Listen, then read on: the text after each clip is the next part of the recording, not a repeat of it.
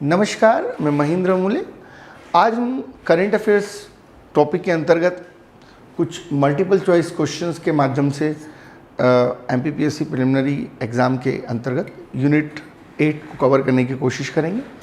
हमारे lecture by language होगा और हमारी कोशिश रहेगी कि हम जो भी टॉपिक्स पिछले 8 से 12 महीने के अंदर इम्पोर्टेंट रहे हैं, उनसे जो भी एमसीक्यूज़ बन पाए हैं उनको हम आपको प्रैक्टिस के अंतर्गत करवाएंगे और एक बेहतर सोच समझ और प्रश्न अभ्यास के साथ चीज़ों को लेते हुए चलेंगे।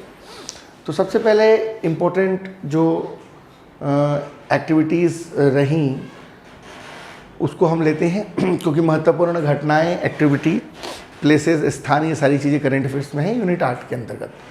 तो हम यूनिट 8 में जो करंट अफेयर्स है उस टॉपिक को यहाँ पर कवर कर रहे हैं एमपीपीएससी के एग्ज़ाम के पॉइंट ऑफ व्यू से। पहला क्वेश्चन है, in which state a new species of African violet plant has been discovered by IISER। IISER के द्वारा किस राज्य में अफ्रीकी वायलेट पौधे की नई प्रजाति की खोज हाल ही में की गई है? तो इसका आंसर है मिजोरम, है ना। तो थोड़ा देख लेते हैं क्या है आपका IISER। Indian institute of science and education research नामक संस्था है और ये जो SER है ये भोपाल में है और इसने अफ्रीकी वायलेट नामक पौधे की एक नई प्रजाति की खोज की है और ये जो नई प्रजाति खोजी गई है ये मिजोरम के कुछ हिस्से और म्यांमार और आसपास के इलाकों में पाया जाता है। बायोडायवर्सिटी में पूर्वोत्तर के लिए एक मंच दिया गया है जिसे अभी भी पूरी तरीके से खोजा नहीं गया है, तो इस दिशा में यहाँ पर काम हो रहा है और IISER की एक इकाई ट्रॉपिकल इकोलॉजी इवोल्यूशन लैब के तहत इस खोज के कार्य को कर रही है। तो इस प्रजाति का जो नाम है वो डिडोमोकॉपर्स विकीफंकिया, है ना। डिडोमोकॉपर्स विकीफंकिया नाम से यहाँ पर चिन्हित किया गया है और मिजोरम में केवल 3 स्थानों पर यह प्रजाति पाई जाती है और इसे लुप्त प्रजाति के रूप में जाना जाता है, लुप्त प्रजाति के तौर पे जाना जाता है। तो निश्चित तौर पर यहाँ से इस तरीके का एक प्रश्न बन सकता है, इसको आप ज़रूर ध्यान में रखें, है ना। एक पूछ सकता है कि IISER का जो हेडक्वार्टर है वो कहाँ पर है? वो भोपाल में है और इसने जो है एक अफ्रीकन प्रजाति की जो है आपके वायलेट पौधे की खोज की है, इसलिए इम्पोर्टेंट है। जब हम ज्योग्राफी में वनस्पतियाँ पढ़ेंगे तो आपको डिटेल में बताएंगे कि भारत में बहुत सारे वनस्पतियाँ हैं। जो तिब्बत वाले एरिया से वनस्पति भारत में आई है उसे बोरियल बोला जाता है और भारत में जो अफ्रीका और मैक्सिको से आई है उसे अफ्रीकन बोला जाता है या पाइथोरियन घास भी से कहा जाता है और जो म्यांमार से आई है उसको जो है वो इंडो म्यांमारी कहा जाता है। तो ये बेसिकली इंडो म्यांमारी प्रकार की प्रजाति है जो काफ़ी इम्पोर्टेंट है। अब हम जो है इसी चर्चा को आगे बढ़ाते हुए नेक्स्ट क्वेश्चन पे चलते हैं। किस राज्य ने हाल ही में जो है वो क्लैप नाम का कार्यक्रम चालू किया है? क्लैप क्लीन आंध्र प्रदेश नाम से एक कार्यक्रम जो है जगन्नाथ रेड्डी सरकार ने स्टार्ट किया है और ये क्लैप कार्यक्रम की शुरुआत अभी हाल ही में की गई है। ये आंध्र प्रदेश के अंतर्गत इस कार्यक्रम को स्टार्ट किया गया है। Which state of government has started the cleanness drive name of clap? पूछ सकता है क्लैप क्या है ना, तो क्लैप ये है आपका clean Andhra Pradesh. Clean CL से मतलब हो गया क्लीन और AP से मतलब हो गया आंध्र प्रदेश। यह बेसिकली योजना जुलाई माह में अभी हाल ही में शुरू हुई है और हो गई है वहाँ पे स्टार्ट 1 जुलाई से और गांव की साफ़ रखने के लिए 100 दिनों तक का एक स्वच्छता अभियान इन्होंने शुरू किया था 1 मई से और उसी क्रम में जो है ये क्लैप कार्यक्रम को यहाँ चलाया गया स्वच्छता के पॉइंट ऑफ व्यू से और राज्य में बेहतर सीवेज और जल उपचार और ठोस अपशिष्ट प्रबंधन के लिए इस कार्यक्रम को स्टार्ट किया गया। वैसे भी आपको इस बात की जानकारी होगी कि 2 अक्टूबर 2014 में डॉक्टर माशेलकर कमेटी की रिकमेंडेशन पर पूरे भारत के अंदर स्वच्छ भारत अभियान प्रारंभ किया गया। और इसके लिए 1,98 करोड़ का बजट भी प्रस्तावित किया गया। इसके पहले भारत सरकार जो पूर्व में काम कर रही थी वो निर्मल भारत अभियान को लेकर कर रही थी, और कुछ राज्य सरकारों ने भी इस प्रकार की योजनाएं चलाई है। तो क्लैप पूछा जा सकता है। आंध्र प्रदेश के बारे में बेसिक जानकारी याद रखें, गठन हुआ था 56 में, है ना, उससे जुड़ी हुई बातें भी बता दे रहा हूँ। राजधानी इसकी अमरावती, विशाखापट्टनम और करनूल है, 3 राजधानियाँ हैं। जब आंध्र प्रदेश बना था 53 में पहली बार तो करनूल थी, उसके बाद फिर बाद में जो है अभी वर्तमान में संदर्भ में देखो तो 3 राजधानियाँ इसकी हैं। मुख्यमंत्री जगन मोहन रेड्डी जी हैं, राज्यपाल विश्वभूषण हरिचंदन जी हैं, विधानसभा की सीटें 175 हैं यहाँ पर आंध्र प्रदेश में, विधान परिषद लेजिस्लेटिव 58 है, राज्यसभा की 11 सीटें हैं, लोकसभा की 25 सीटें हैं। ठीक है, ये एक बेसिक जानकारी आपको मैंने आंध्र प्रदेश के बारे में भी बताई। तो हम जो मल्टीपल चॉइस क्वेश्चंस यहाँ पर देख रहे हैं, इसमें हमने जो पहला डिस्कशन किया वो पहला डिस्कशन हमारा IISER के अंतर्गत जो अभी अफ्रीकन वायलेट प्रजाति है उसको लेकर डिस्कस किया कि भाई वो मिजोरम ने लाया। दूसरा हमने यहाँ पे क्लैप कार्यक्रम को लेकर डिस्कशन किया कि ये क्लैप कार्यक्रम जो है आंध्र प्रदेश सरकार ने चलाया और कैसे क्या प्रोग्राम के अंतर्गत चीज़ें वो मैंने आपको बताई। अगला है अंतर्राष्ट्रीय श्रमिक दिवस कब मनाया जाता है, सही क्वेश्चन पूछा जा सकता है, फैक्चुअल क्वेश्चन है।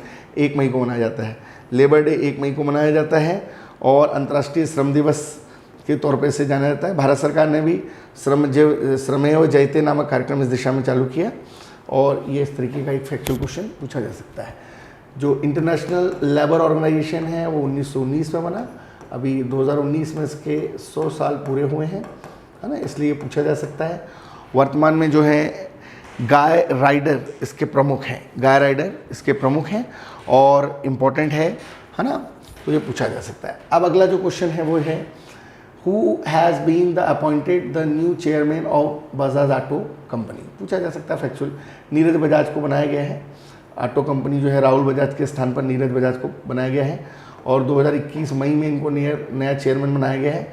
अभी तक जो है वो जो है राहुल बजाज काम देख रहे थे, अब जो नीरज बजाज को इसका प्रमुख बनाया गया है। सफलतम उद्योगपतियों में से एक है, और राहुल बजाज जी ने क्योंकि बजाज ऑटो के चेयरमैन पद को छोड़ दिया तो बाद में जो है फिर राहुल बजाज के स्थान पर जो है इनको बनाया गया। और पूना में स्थित 2 पहिया तिपहिया वाहन बनाने वाली कंपनी है बजाज ऑटो। शेयर बाजार में भेजी नियामकीय सूचना में कहा गया कि गैर सरकारी चेयरमैन का इस्तीफा 30 अप्रैल 2021 को कामकाज समाप्त होने के समय से प्रभावी हो जाएगा। तो ये पूछा जा सकता है कि भैया अभी वर्तमान में बजाज ऑटो के प्रमुख कौन हैं, तो बजाज ऑटो के जो प्रमुख हैं वो हैं आपके नीरज बजाज जी। नीरज बजाज जी इसके वर्तमान में प्रमुख हैं। अब जो हम अगली चर्चा कर रहे हैं, हमारी अगली चर्चा जो यहाँ पर स्टार्ट हो रही है, हम नेक्स्ट क्वेश्चन की तरफ चल रहे हैं। अगला क्वेश्चन है कि किस देश में सबसे लंबा पैदल यात्री सस्पेंशन पुल जो है वो हाल ही में शुरू किया गया है? किस देश में सबसे पहले जो है ये पैदल यात्री सस्पेंशन जो है वो शुरू किया गया? ये किया गया पुर्तगाल के अंदर।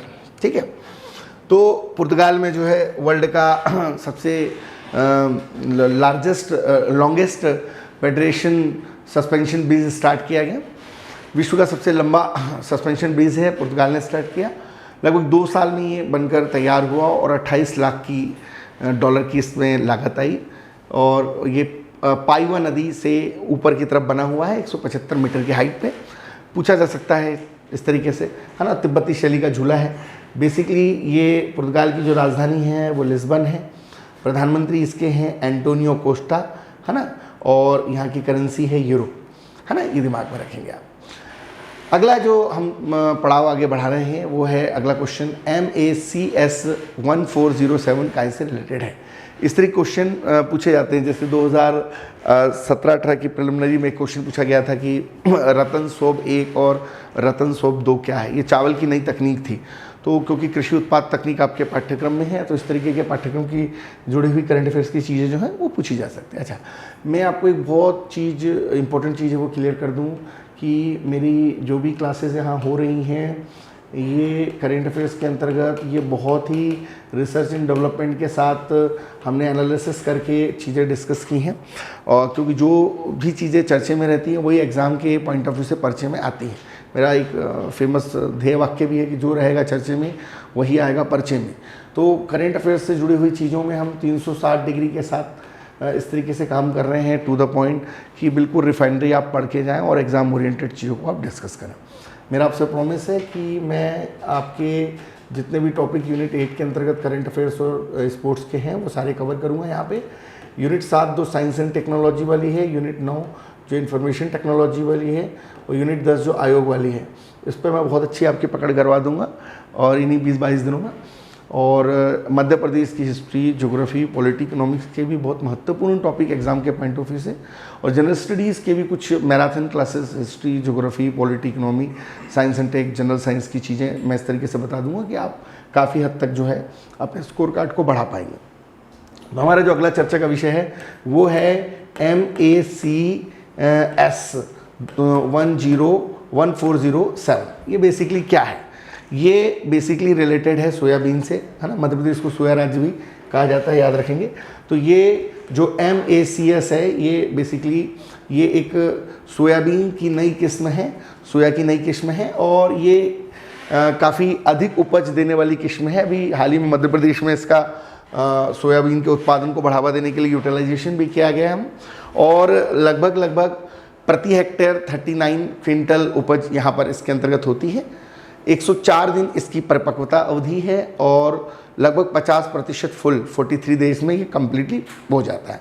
पीले रंग के बीज हैं, इसमें सफ़ेद रंग के फूल और तमाम बातें हैं। तो एक प्रकार का ये इम्पोर्टेंट टॉपिक है, सोयाबीन की एक नई किस्म है और ख़ासतौर से जो भारत के उत्तर पूर्व के वर्षा आधारित क्षेत्र हैं वहाँ ये काफ़ी इम्पोर्टेंट है। जो उत्तर पूर्व वाले राज्य हैं उनके लिए जो है यहाँ पर सोयाबीन के उत्पादन के लिए MACS 14007 काफ़ी इंपॉर्टेंट है। साथ ही मध्य प्रदेश के वो राज्य जहाँ पर मध्य प्रदेश के राज्य के वो ज़िले जहाँ पर वर्षा का जो प्रतिशत है वो कुछ कंपैरेटिवली ज़्यादा है, उस एरिया में भी इस प्रकार की सोयाबीन की तकनीक का प्रयोग किया जा सकता है। ये शूटर दादी हैं, है ना, इनका हाल ही में देहांत हो गया, तो कुछ तरीके की पूछ लेता है। एक बार सुलोचना देवी का एक्सपायर हुई थी, वो किस क्षेत्र से संबंधित है, अभिनेत्री हैं, लेखिका हैं, तो ऐसा कुछ पूछ लेगा भाई वो, है ना। तो MPPSC हो या कोई भी एग्ज़ाम हो तो करंट की जितनी भी एक्टिविटी होती है वो कहीं से भी कुछ भी पूछ लेता है। तो which woman the popularity the know as the shooter Dadi has dead. Shooter Dadi के नाम से कौन महिला है जो कोरोना की बीमारी के कारण हाल में निधन हो गया? ये चंद्रा तोमर जी हैं और ये चंद्रा तोमर जी, इनका निधन हो गया। निशानेबाज चंद्रा तोमर है, इनका निधन हो गया चर्चा में। इसके बाद अगला है, किस देश ने नाटो के डिफेंडर यूरोप 2021 नामक सैनिक अभ्यास की जो है शुरुआत की? ये अल्बानिया ने की है ना, अल्बानिया ने। और ये नाटो जो है नॉर्थ अटलांटिक ट्रीटी ऑर्गेनाइजेशन, जो 1949 में बना, सामूहिक सुरक्षा सिद्धांत पर आधारित एक संगठन है और इसमें करीब 30 देश शामिल हैं। और इसका जो एक डिफेंडर यूरोप 21 नाम से कार्यक्रम हुआ, इसमें अमेरिका के बहुत सारे हज़ारों सैनिक अभ्यास में भाग ले रहे थे, तो इम्पोर्टेंट है। और नाटो जो है ये 30 उत्तर अमेरिका और यूरोपीय देशों के बीच में एक सामूहिक सुरक्षा सिद्धांत पर आधारित संगठन है और इम्पोर्टेंट है, और इसको आपको यहाँ पे देखना चाहिए। पूछ सकता है नाटो कब बना, है ना, नाटो की स्थापना कब हुई, इस तरीके की चीज़ें यहाँ पे पूछी जा सकती हैं। तो जितनी चीज़ें हम यहाँ पे करते चल रहे हैं उनको आप यहाँ पर रिवाइज करते चलेंगे तो आपके लिए काफ़ी फायदेमंद साबित होगी ये चीज़, ठीक है।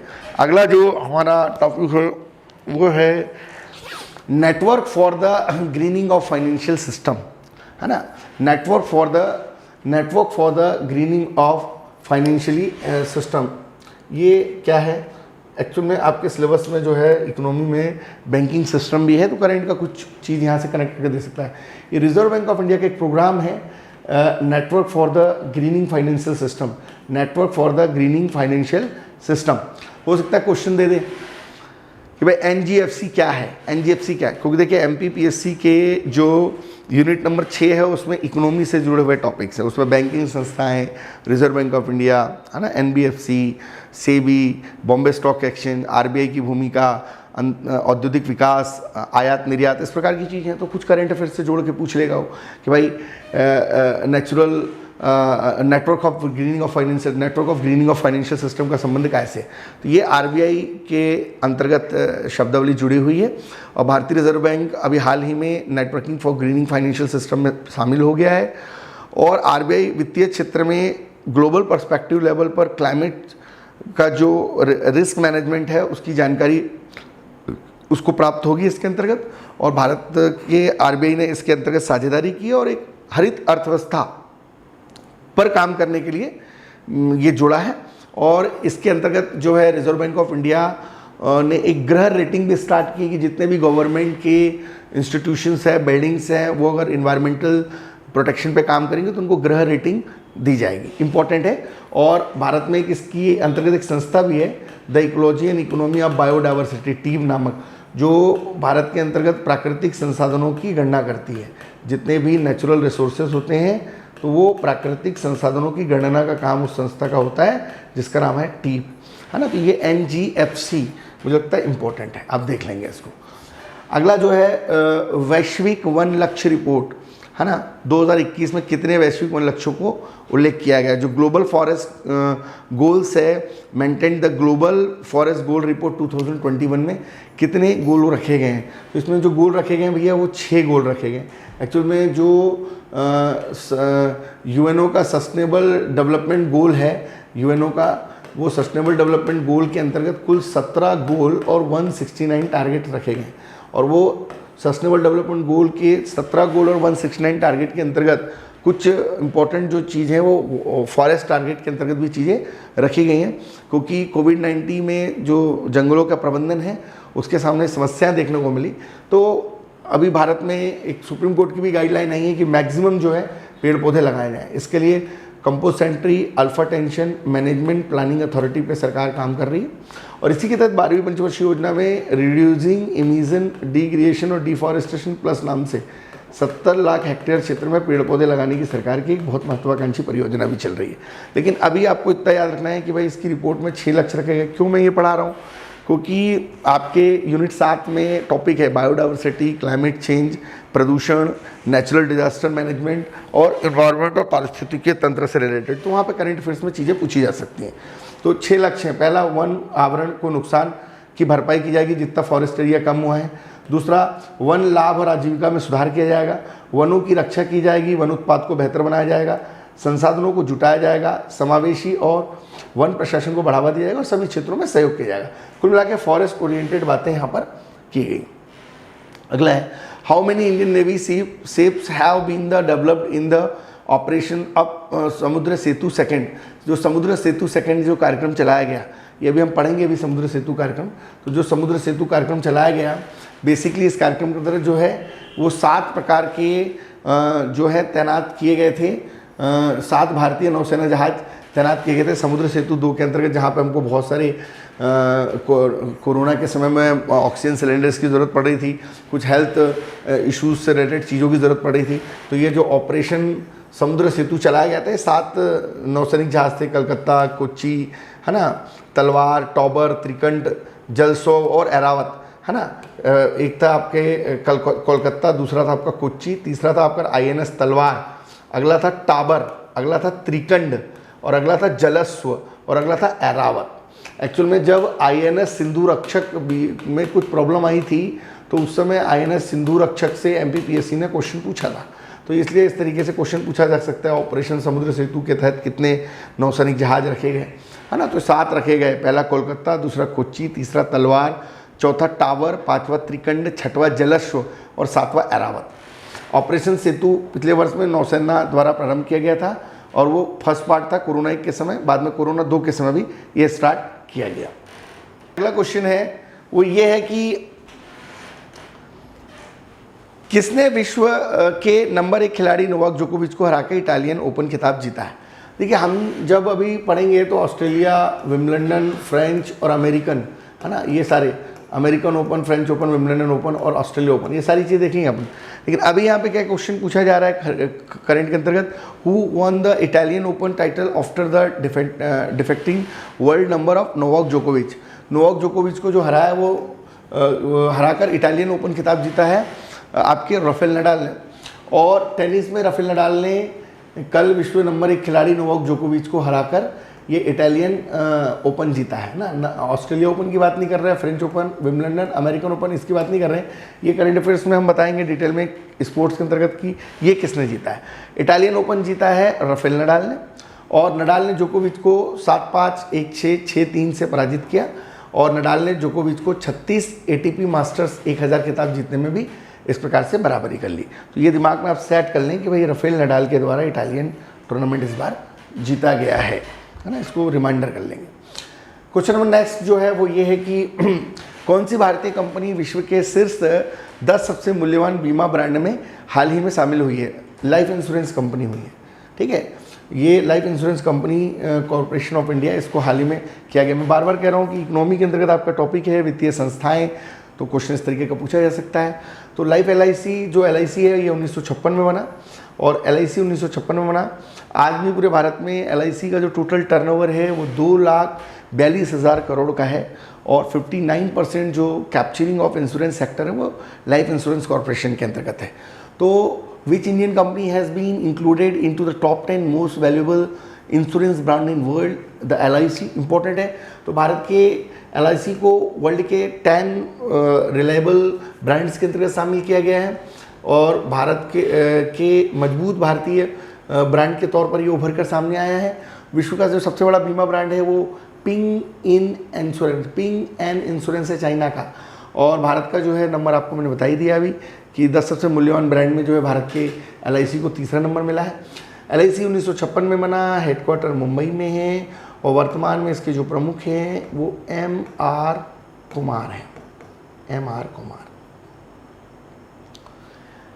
नेक्स्ट क्वेश्चन है, according to the global electronic vehicle outlook 2021, how many % increase the electronic vehicle registration in 2020? वैश्विक इलेक्ट्रॉनिक वाहन के अनुसार 2021 के अनुसार इसका पंजीकरण में, इलेक्ट्रॉनिक वाहन के पंजीकरण में कितने प्रतिशत की वृद्धि हुई? करीब 41%, 41% की वृद्धि हुई। डाटाबेस क्वेश्चन पूछा जा सकता है।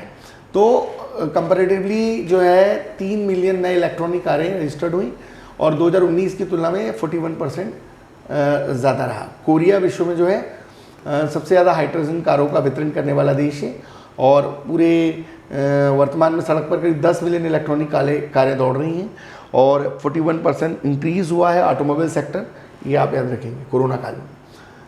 किसे यूके के प्रेसिडेंसी हेतु COP26 के पीपुल्स एडवोकेट के तौर पर नामांकित किया गया है?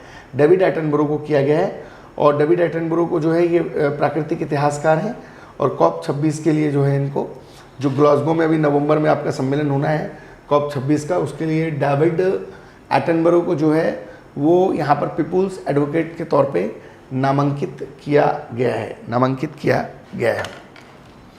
अभी हम जो अगली चर्चा करने जा रहे हैं वो है ऑल टाइम फेवरेट्स नामक पुस्तक के लेखक कौन है? रस्किन ब्रांड है ना, ऑल टाइम फेवरेट। ये पुस्तक जो है ऑल टाइम फेवरेट जो पुस्तक है, इसके जो प्रमुख हैं वो हैं आपके Ruskin brand all time favourite है ना। बुक का नाम याद रखेंगे, ऑल टाइम फेवरेट्स, इसके रस्किन ब्रांड। और अपनी किताब को इन्होंने मार्केट में लॉन्च किया, और ये काफ़ी फेमस बुक भी है। और रस्किन ब्रांड प्रसिद्ध भारतीय लेखक हैं। 93 में इनको साहित्य अकेदमी पुरस्कार दिया गया, 1993 में इनको साहित्य अकेदमी पुरस्कार मिला है, और 99 में इन्हें पद्मश्री दिया गया। 2012 में इनको जो है दिल्ली साहित्य अकेदमी पुरस्कार से नवाजा गया। अगला क्वेश्चन है, which state police has launch the campaign the call of mission हौसला? मिशन हौसला जो अभियान है ये उत्तराखंड ने किया है ना। उत्तराखंड में कुछ पॉलिटिकल सिनेरियो वैसे भी चेंज हो रहा है, हर 1-2 महीने मुख्यमंत्री बदल रहे हैं वहाँ पे, है ना। खैर वो एक अलग विषय है। तो ये मिशन हौसला जो है ये उत्तराखंड सरकार ने चालू किया। कोविड-19 के दौरान ऑक्सीजन बेड, वेंटिलेटर और प्लाज्मा प्राप्त करने में मदद करने के लिए मिशन हौसला चालू किया गया। पूछा जा सकता है, इंपॉर्टेंट है मिशन हौसला, देख लीजिएगा आप इसको। मिशन हौसला, who topped the list of 50 greatest leaders in the world for 2021 release by the Fortune magazine? तो जो विश्व की फॉर्च्यून मैगजीन है उसने विश्व के महानतम 50 नेताओं की सूची में सबसे ऊपर किसे रखा है? जेसिंडा आर्डन को रखा है। ये आप सामने देख रहे हैं, ये हैं आपके जेसिंडा आर्डन, याद रखेंगे नाम, इनका नाम है जेसिंडा आर्डन। और फॉर्च्यून पत्रिका के द्वारा 2021 में विश्व के 50 महानतम नेताओं की सूची में इन्हें नंबर 1 पर रखा गया है। भारत के जो अदार पूनावाला हैं वो सिर्फ टॉप 10 नामों में है। और आपको पता है अभी जितने भी वैक्सीनेशन हो रहा है भारत में 35,000 करोड़ रुपए सरकार इस पर खर्च कर रही है। और कोविशील्ड और कोवैक्सीन इन सबको सीरम इंस्टीट्यूट के डायरेक्शन में बनाया जा रहा है। तो ये जो आधार पूनावाला है ये इम्पोर्टेंट है। आधार पूनावाला से क्वेश्चन बन सकता है कि आधार पूनावाला कौन है। तो इनको फॉर्च्यून ने अपनी पत्रिका ने 10th नंबर का स्थान दिया। मुझे अच्छे से याद है 2015-16 में जब अन्ना आंदोलन चल रहा था 13-14 में, तो उस समय टाइम पत्रिका ने उनको 10th नंबर दिया था। तो MPPSC के एग्ज़ाम में ये पूछा गया था कि भाई उस समय अन्ना को कौन सा स्थान दिया गया। तो करंट अफेयर्स की चीज़ें हैं। अभी ये बहुत ही फेमस नाम है आधार पूनावाला, इसको बिल्कुल दिमाग में सेट कर लीजिए।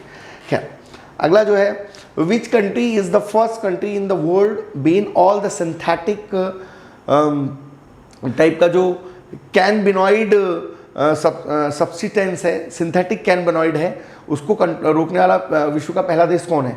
ये चाइना है ना। चाइना ने जो है वो कैनबोनाइड सिंथेटिक पदार्थ को रोका है।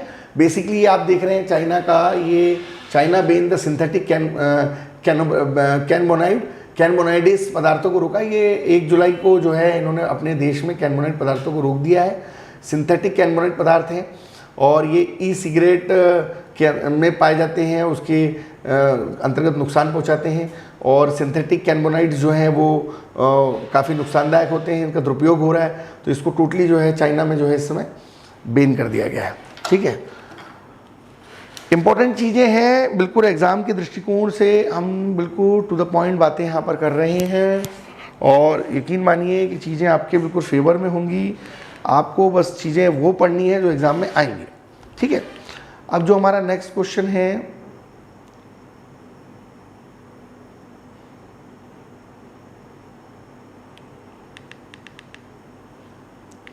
कहाँ तक आ गए हम? यहाँ तक 25। गायब है 2 क्वेश्चन। कोई नहीं, मैं इनको पहले ले लेता हूँ। ये जो बीच में बोल रहा हूँ ये हो जाएगा ना? ठीक है।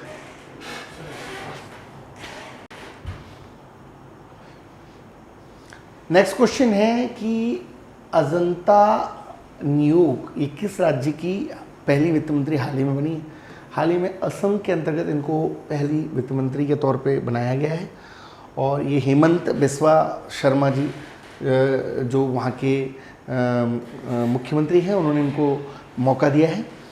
असम की राजधानी आपको पता है दिसपुर है। 26 जनवरी 1950 को बना था। इसके राज्यपाल वर्तमान में जगदीश मुखी जी हैं। मुख्यमंत्री हेमंत बिस्वा शर्मा जी हैं। यहाँ 126 विधानसभा सीटें हैं और राज्यसभा की यहाँ पर 7 सीटें हैं और लोकसभा की यहाँ पर 14 सीटें हैं। बेसिक जानकारी मैंने आपको दी।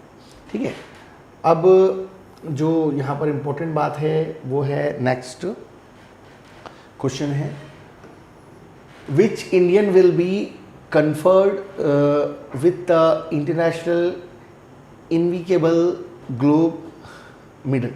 किस भारतीय को अंतर्राष्ट्रीय इनविजिबल गोल्ड मेडल प्रदान हाल ही में किया गया है? डॉक्टर रमेश पोखरियाल जी को किया गया है, जो इस समय केंद्रीय शिक्षा मंत्री हैं, और इनको ये पुरस्कार हाल ही में दिया गया है। अगला क्वेश्चन है कि श्रीलंका ने किस देश के साथ मुद्रा विनिमय समझौता हाल ही में किया है? श्रीलंका ने किस देश के साथ मुद्रा विनिमय समझौता हाल ही में किया है?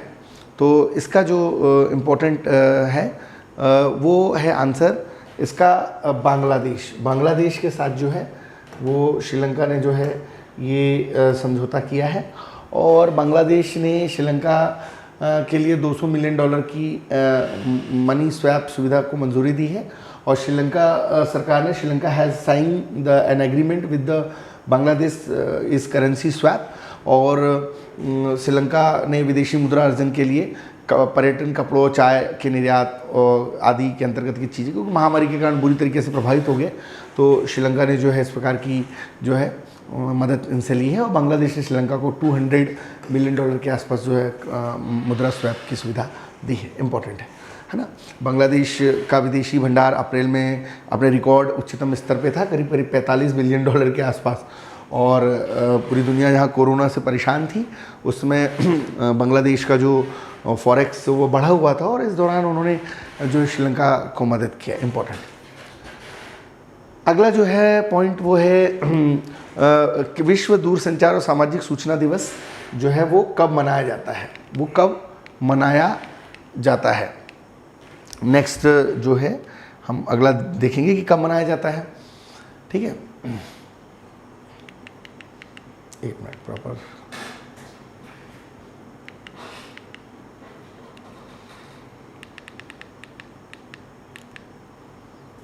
ठीक, वापस आते हैं यहाँ पे। विश्व जो है विश्व दूरसंचार और सामाजिक सूचना दिवस कब मनाया जाता है? ये मनाया जाता है 17 मई को। और world telecommunication day and information society day 17 मई को मनाया जाता है। आपके सिलेबस में इंफॉर्मेशन टेक्नोलॉजी और कम्युनिकेशन टेक्नोलॉजी है, और इंफॉर्मेशन टेक्नोलॉजी जो है वो प्रोडक्शन ऑफ इंफॉर्मेशन की बात करती है, प्रोडक्शन ऑफ सिक्योरिटी की बात करती है, प्रोडक्शन ऑफ सिंथेसिस की बात करती है। और इसी के अंतर्गत हम e governance, e commerce, electronics, robotics, artificial intelligence, social networking site, ये सारी चीज़ें पढ़ते हैं। तो पूछ सकता है कि भाई कब मनाया जाता है world telecommunication day, information society day? 17 मई को मनाया जाता है। टॉपिक्स रिलेटेड यूनिट 9 से आप इंटरलिंक कर सकते हैं इसको। ठीक है, अगला जो यहाँ पे नेक्स्ट चीज़ है वो ये है कि which country has recently withdrawn from the 2022 World Cup qualifiers list? कौन से विश्व कप क्वालिफायर लिस्ट 2022 से जो फुटबॉल विश्व कप है उससे बाहर हो गए हैं? तो ये उत्तर कोरिया जो है, एशियाई फुटबॉल परिसंघ ने 2022 फीफा विश्व कप और 23 AFC एशियाई कप के लिए एशियाई क्वालिफायर से उत्तर कोरिया की वापसी की पुष्टि की है। और ये उत्तर कोरिया जो है वो अब 5 मैचों के बाद चौथे स्थान पर है, और जो है इसको जो है विश्व कप क्वालिफायर लिस्ट 2022 से अलग हो गया। तो ये अभी पूछ सकता है कि विश्व कप फुटबॉल क्वालिफायर लिस्ट से कौन अलग हो गया है? तो ये दिमाग में रखेंगे आप, ये अलग हो गया है आपका उत्तर कोरिया। उत्तर कोरिया जो है अलग हो गया है। हाँ, फीफा के बारे में हम स्पोर्ट्स के अंतर्गत डिटेल में फिर देखेंगे, पढ़ेंगे आराम से, इत्मीनान से। अब जो हमारा नेक्स्ट क्वेश्चन है ये है कि किसके द्वारा विशेष रिपोर्ट 301 जारी की जाती है? By whom the special report 301 has been released. देखो भाई, अमेरिका इसका आंसर है, बट आपको बता दूं मैं ये रिपोर्ट होती क्या है और इसका क्या सिनेरियो बिल्डिंग होता है, थोड़ा समझने की कोशिश करेंगे। तो ये जो विशेष रिपोर्ट है, ये जो विशेष रिपोर्ट है, ये विशेष report, special report 301, special report जो 301 है, ये जारी की गई है USTR के द्वारा, यूनाइटेड स्टेट ट्रेड रिप्रेजेंटेटिव के द्वारा, यूनाइटेड स्टेट रिप्रेजेंटेटिव के द्वारा। और भारत को 8 देशों के साथ प्राथमिकता वॉच लिस्ट में रखा गया है, और अन्य 23 देशों को भी वॉच लिस्ट में रखा गया है। सीधा ये है कि अमेरिका व्यापार अधिनियम 1974 की धारा के अंतर्गत 301 की रिपोर्ट प्रकाशित करता है 1989 से, और उन देशों को सूचीबद्ध करता है जो अमेरिकी कंपनियों को पर्याप्त बौद्धिक संपदा अधिकार प्रदान नहीं करते, इंटेलेक्चुअल प्रॉपर्टी राइट्स प्रदान नहीं करते हैं। और भारतीय पेटेंट कानून में पेटेंट वैधता का अभाव है, मापदंड भी काफ़ी संकीर्ण है, और पेटेंट अधिनियम की व्याख्या थोड़ी अस्पष्ट है। तो भारत को जो है उन्होंने अपनी लिस्ट में रखा ज़रूर है, परंतु कहीं ना कहीं इंटेलेक्चुअल प्रॉपर्टी राइट्स की गाइडलाइन के अंतर्गत रखा गया। तो इसमें हम तीनों चीज़ें, जो टॉपिक है आपका पेटेंट है, आपका कॉपीराइट है ना, आपका ट्रेडमार्क है, ये सारी चीज़ें मीन्स के बैच में हम आपको डिस्कस करेंगे। अभी तो हमने एक जनरल ओपिनियन आपका डेवलप किया है यहाँ पे कि जो है आपके स्पेशल 301 जो रिपोर्ट है, स्पेशल 301 जो रिपोर्ट है वो बेसिकली रिपोर्ट है क्या, है ना। तो ये स्पेशल रिपोर्ट क्या है? स्पेशल रिपोर्ट ये USA जारी करता है। अगला क्वेश्चन है, which country has approved the sale of P-81 patrol aircraft of India? ठीक है, इसका आंसर है अमेरिका। देखिए है क्या भैया, ये P-81 पेट्रोल विमान जो है अमेरिका ने भारत को बिक्री के लिए मंजूरी दे दी है, और इस प्रस्तावित बिक्री में जो P-81 पेट्रोल विमान है वो अमेरिका भारतीय सामरिक संबंधों को मजबूत करेगा रक्षात्मक दृष्टिकोण से, और कहीं ना कहीं हमारी जो राजनीतिक स्थिरता, शांति और आर्थिक प्रगति के लिए भी एक महत्वपूर्ण शक्ति है, और एक प्रकार का ये गश्ती विमान है ये, और बोइंग कंपनी ने भारतीय नौसेना के लिए इसका निर्माण किया है। और ये P-81 एक समुद्री गश्ती, पनडुब्बी रोधी और टोही मिशन निगरानी करने में सक्षम है। तो ये टर्म आप दिमाग में रखेंगे ना, ये P-81 पेट्रोलिंग जो है ये पूछा जा सकता है। P-81 है ना, राफेल S-400 ना, इस तरीके की चीज़ें कई बार पूछी जा सकती है। तो ये एक बार दिमाग में रख लीजिए इसको, P-81 जो पेट्रोल एयरक्राफ्ट हमने अमेरिका से मंगाया। अंतर्राष्ट्रीय अग्निशमन दिवस फायर डे को मनाया जाता है, रख लीजिए 4 मई को मनाया जाता है भाई, फायर डे 4 मई, ठीक है। अगला है, किससे आरबीआई के उप गवर्नर के तौर पर, डिप्टी गवर्नर के तौर पर हाल ही में अपॉइंट किया गया है? टी रविशंकर को किया गया है। टी रविशंकर साहब दिख रहे हैं, और टी रविशंकर को जो है ये डिप्टी गवर्नर बनाया गया है। और ये बीपी कानूनगो साहब जो है वो सेवानिवृत्त हो गए 2 अप्रैल को, तो बीपी कानूनगो की जगह जो है ये इनको टी रविशंकर को बनाया गया है। 1 गवर्नर होता है और 4 डिप्टी गवर्नर होते हैं, तो जो 4 में से 1 डिप्टी गवर्नर है वो अभी नया बनाया गया है, टी रविशंकर जी को बनाया गया है, ठीक है। चलिए अगला जो है नेक्स्ट देखते हैं हम यहाँ पे, किसे एनएचआरसी के कार्यवाहक अध्यक्ष के तौर पर जो है यहाँ पे अपॉइंट किया गया, किसे एनएचआरसी के कार्यवाहक अध्यक्ष के तौर पर जो है यहाँ अपॉइंट किया गया है? तो ये रामनाथ कोविंद जी ने, जो राष्ट्रीय मानवाधिकार आयोग है एनएचआरसी, और उसके अंतर्गत जो है न्यायमूर्ति प्रफुल्ल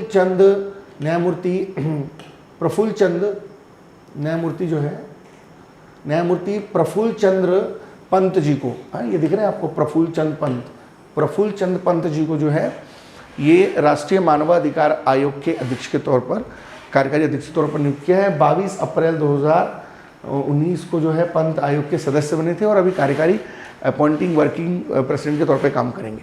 एनएचआरसी जो है 1993 में बना, ये एक स्वतंत्र वैधानिक संस्था है, हेडक्वार्टर इसका नई दिल्ली में है। एक अध्यक्ष सहित 7 सदस्य होते हैं, कार्यकाल 5 साल, 70 वर्ष की अवधि जो भी पहले हो, अभी इसको 3 साल कर दिया है, ठीक। वो महत्वपूर्ण नहीं है, महत्वपूर्ण ये है कि अभी मानवाधिकार आयोग के कार्यकारी अध्यक्ष हैं प्रफुल्ल चंद्र पंत साहब, प्रफुल्ल चंद्र पंत जी। अगला है, किसे आईओसी ने बिलीव इन स्पोर्ट्स अभियान के लिए एथलीट राजदूत हाल ही में बनाया है? आईओसी मतलब इंटरनेशनल ओलंपिक कमेटी, जो कि 23 जून 1894 को बनी, लॉजेन स्विट्जरलैंड में हेडक्वार्टर है।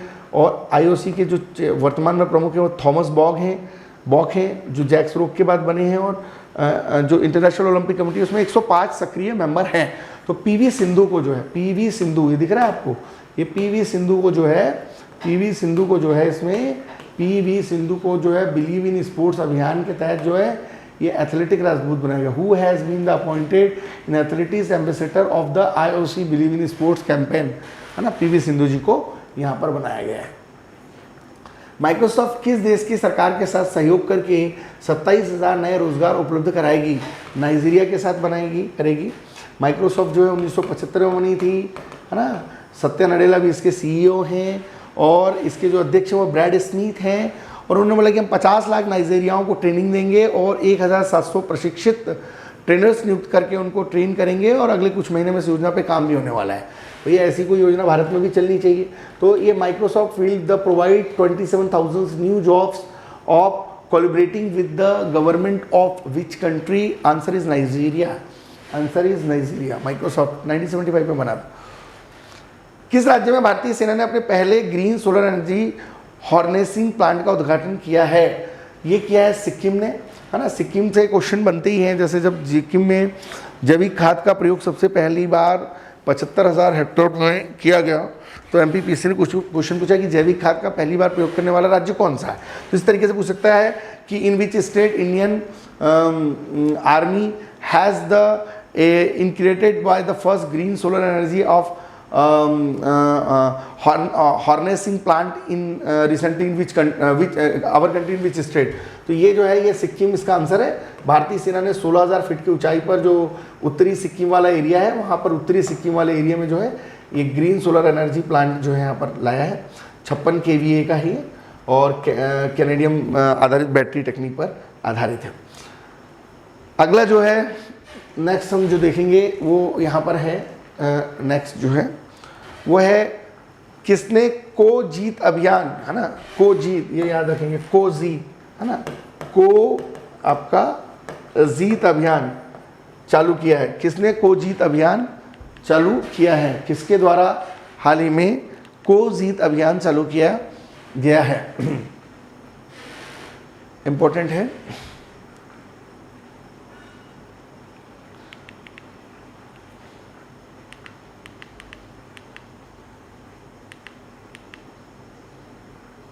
हाँ, फिर से क्वेश्चन देख लेते हैं। किसने को-जीत अभियान हाल ही में शुरू किया है? ये किया है, इसका जो ऑप्शन दे रहा है सशस्त्र बल के द्वारा किया गया है को-जीत अभियान। ये सशस्त्र बल के द्वारा हाल ही में शुरू किया। सशस्त्र बल जो आर्म्स फोर्स हैं उनके द्वारा ये को-जीत अभियान शुरू किया गया है और इंफ्रास्ट्रक्चर को लेकर के ये को-जीत अभियान यहाँ पर शुरू किया गया है। और को-जीत योजना में सशस्त्र बल जो है तीनों सेनाएं हैं, भारतीय वायुसेना, नौसेना और सभी के कर्मचारी जो उनको ऑक्सीजन की सप्लाई के लिए जो है ये को-जीत अभियान शुरू किया गया। पूछा जा सकता है मानस बिहारी वर्मा का हाल ही में निधन हो गया। मानस बिहारी वर्मा का हाल ही में निधन हो गया। ये बेसिकली क्या है? ये वैज्ञानिक है मानस बिहारी, इंपॉर्टेंट है, पूछ लेगा, है ना। मानस बिहारी दरभंगा के अंदर इनका निधन हुआ 78 साल की एज में। और जो हल्के लड़ाकू विमान है तेजस, उसको बनाने में इनका बड़ा इंपॉर्टेंट रोल रहा है। 2018 में इनको पद्मश्री से नवाजा गया। तेजस जो है अटल बिहारी वाजपेयी का ड्रीम प्रोजेक्ट था और तेजस अभियान की शुरुआत जिस समय हुई थी तो उसमें इनका बहुत बड़ा रोल था, मानस बिहारी वर्मा जी का। तो इसलिए इंपॉर्टेंट है, क्वेश्चन पूछा जा सकता है, देख लेंगे आप। दीपोर बील झील किस राज्य में स्थित है? ये असम में है। दीपोर बील लैक जो है असम में है। असम के गुवाहाटी के शहर के दक्षिण पश्चिम में है और एक मीठे पानी की झील है दीपोर, और इसी के नाम पर है वन्य जीव अभयारण्य का भी नाम है। अगला है, यूएसए ने अपने किस राज्य में बड़े पैमाने पर सौर ऊर्जा परियोजना को हाल ही में मंजूरी दी है? कैलिफोर्निया में इन्होंने अपनी सौर ऊर्जा परियोजना को यूएसए ने मंजूरी दी है 550 मिलियन अमेरिकन डॉलर के माध्यम से। यहाँ पर इन्होंने अपने इस प्रोजेक्ट को मंजूरी दी है। अगला जो है नेक्स्ट क्वेश्चन है वो वी कल्याणम का हाल ही में निधन हो गया। ये किसके निजी सचिव थे? अच्छा क्वेश्चन। वी कल्याणम का निधन हो गया, ये किसके निजी सचिव थे? ये बेसिकली वी कल्याणम का निधन हो गया। वी कल्याणम नाम याद रखेंगे, हाँ, वी कल्याणम जो है इनका याद रखेंगे नाम, वी कल्याणम इनका हाल ही में निधन हो गया है। और ये किसके सचिव थे? तो ये जो है बेसिकली महात्मा गांधी के पूर्व निजी सचिव थे और महात्मा गांधी के पूर्व निजी सचिव हैं तो निश्चित तौर पर जो है इस तरीके के प्रश्न पूछे जा सकते हैं क्योंकि महात्मा गांधी भारत की बहुत महत्वपूर्ण पर्सनालिटी है। तो ये महात्मा गांधी के पूर्व निजी सचिव हैं। 99 साल की उम्र में इनका निधन हो गया। 1943 में बापू के निजी सचिव बनाए गए थे। 48 में महात्मा गांधी की हत्या के समय तक ये इस पद पर थे और इनको काफ़ी बीमारियां हो गई थी और इनका हाल ही में डेथ हो गया। पूर्व में कल्याणम ने दावा करके चौंका दिया था कि महात्मा गांधी का जब निधन हुआ था तो उनके शब्द आखिरी जो थे वो हे राम नहीं थे, ठीक है। बाद में कल्याणम ने कहा था कि उनके बयान को तोड़ मरोड़ कर पेश किया गया है, ठीक है। फिलहाल जो है एग्ज़ाम के दृष्टिकोण से ये वी कल्याणम आपके लिए बहुत इंपॉर्टेंट है। अगला जो है which African country has announce the end of the Ebola virus outbreak? किस अफ्रीकी देश ने एबोला वायरस के प्रकोप को समाप्त करने की हाल ही में घोषणा की है? वायरस तो भैया अभी देख ही रहे हैं आप, पूरी दुनिया में वायरस फैले हुए हैं। तो अभी एबोला वायरस से जो है हाल ही में कांगो नहीं, हाल ही में जो कांगो है, कांगो के द्वारा ये बोला गया है रिसेंटली कि हमारे यहाँ जो है कम्प्लीटली जो है इबोला जो है अभी कम्प्लीटली ख़त्म हो गया और कांगो अफ्रीका देश है जिसने इबोला वायरस के प्रकोप के समाप्त करने की हाल ही में घोषणा की है। और 2014-15 में जो है पूरे पश्चिम अफ्रीका के अंदर, है ना, पूरे पश्चिम अफ्रीका के अंदर जो है बेसिकली ये सेंट्रल अफ्रीका और इधर पश्चिम अफ्रीका के अंदर जो बेसिकली एक इबोला वायरस का बहुत बड़ा प्रभाव था और हाल ही में कांगो ने इसको जो है अपने यहाँ से फाइनली समाप्त कर दिया, ठीक है, इंपॉर्टेंट। नेक्स्ट जो है वो है पुटोला नृत्य, है ना। पुटोला नृत्य क्या है भैया? पुटोला नृत्य जो है किससे संबंधित? पुटोला नृत्य है असम से संबंधित। ये पुटोला नृत्य आप देख रहे हैं स्क्रीन पे। तो पुटोला नृत्य एक प्रकार की पारंपरिक कठपुतलियाँ हैं जो असम राज्य से संबंधित है। जैसे मध्य प्रदेश में आपके माच होता है ना, माच होता है, मध्य प्रदेश में राई होता है ना, माच नाटक है, राई है ना, बधाई। तो इसी तरीके से जो असम में पुटोला नृत्य होता है, करंट अफेयर्स में इंपॉर्टेंट है। और पुटोला नाच जो है इंपॉर्टेंट है, कोविड-19 से संबंधित संदेशों को सोशल मीडिया तक लाने में इसका बड़ा महत्वपूर्ण रोल है। और यूनिसेफ के सहयोग से कुछ ऐसे पुटोला नाच क्रिएट किए गए जो इस प्रकार के कोविड-19 के खिलाफ मूवमेंट चला रहे थे। ठीक है, ये इम्पोर्टेंट है। और मामा रो मीना कोई कोविड कथा, और मामा और मीना की कोविड कथा जो है वो नेपाली भाषा में जारी की गई थी, और वो पूरा का पूरा जो पैटर्न था वो बेसिकली पुटोला नृत्य के फॉर्मेट में था। और इसमें क्या होता है कि रामायण और महाभारत जैसे महाकाव्यों के दृश्यों को भी इसमें फिल्माया जाता है, और ये गुड़ियों की जो लंबाई होती है करीब करीब 1.5 मीटर के आसपास इसमें होती है। और ये बेसिकली इनके जो सिर वगैरह होते हैं, ये जो सिर हैं आपके, बेसिकली ये सिर इनके जो है वो टेराकोटा से बने होते हैं, है ना। इनके जो सिर हैं वो टेराकोटा से बने होते हैं। नेक्स्ट क्वेश्चन है, मोहाली अंतर्राष्ट्रीय हॉकी स्टेडियम का नाम हाल ही में बलबीर सिंह के नाम पर किया गया है। ध्यानचंद लगा के नहीं आ जाना ना, है ना। ये बलबीर सिंह के नाम पर किया गया। पंजाब सरकार ने जो ट्रिपल ओलंपियन और पद्मश्री बलबीर सिंह जो सीनियर खिलाड़ी रहे उनके नाम पर जो है ये मोहाली अंतर्राष्ट्रीय जो हॉकी स्टेडियम है उसका नाम हाल ही में चेंज कर दिया है। ठीक है, इसको दिमाग में रखेंगे, आप सेट कर लेंगे।